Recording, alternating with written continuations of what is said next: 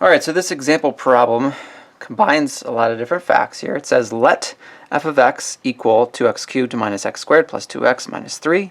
It's the same example in the previous video. Using the fact that f of x has a root of 1, find the remaining roots. So this is where you've basically been given a hint about this polynomial. You've been given some information, and I want you to find the remaining roots. Now we've already done a lot of this work. We know that 1 is a root, meaning x minus 1 is a factor. Alright, and we did this in a previous video.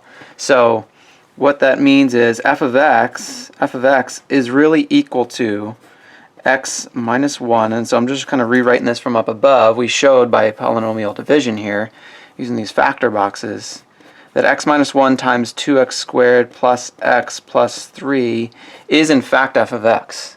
So what we've done is we've deconstructed this. So I know I can get one root of 1 from this factor here, and what I want to do is work with this 2x squared plus x plus 3. So ideally, what would happen is that this would be factorable, right?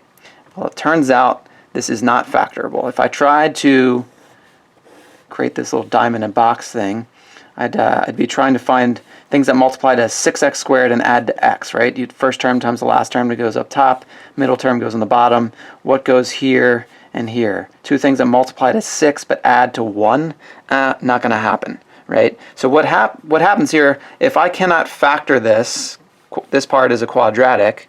If I can't factor a quadratic, what choice do I have? Well, essentially what I'm trying to do is solve this equation.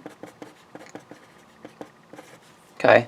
And if I can't factor it to solve this equation, my only other choice right now is to, well, I could graph it, but it's not going to cross the x-axis. I can tell you that. We're going to use the quadratic formula.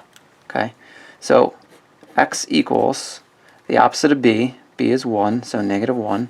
Plus or minus the square root of b squared minus 4 times a times c, all of that over 2a.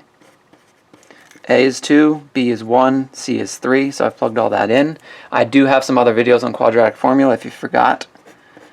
So x equals the opposite of b plus or minus, let's see, the square root of 1 squared is 1 minus 4 times 2, which is 8 times 3, which is 24. So 1 minus 24 is negative 23, all over 2 times 2, which is 4.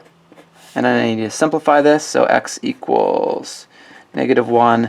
The negative is really just I. And the square root of 23 does not simplify, because there are no factors of 23 that are also perfect squares, all over 4.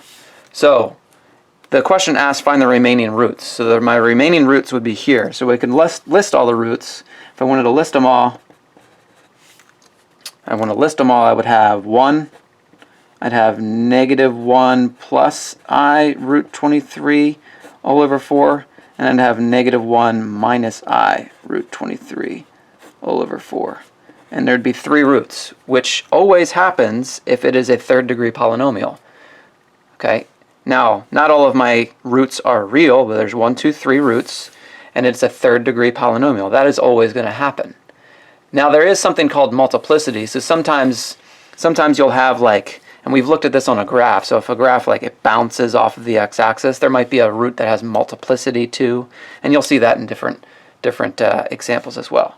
We're going to do one more that also uses imaginary numbers, and that's one of the last videos.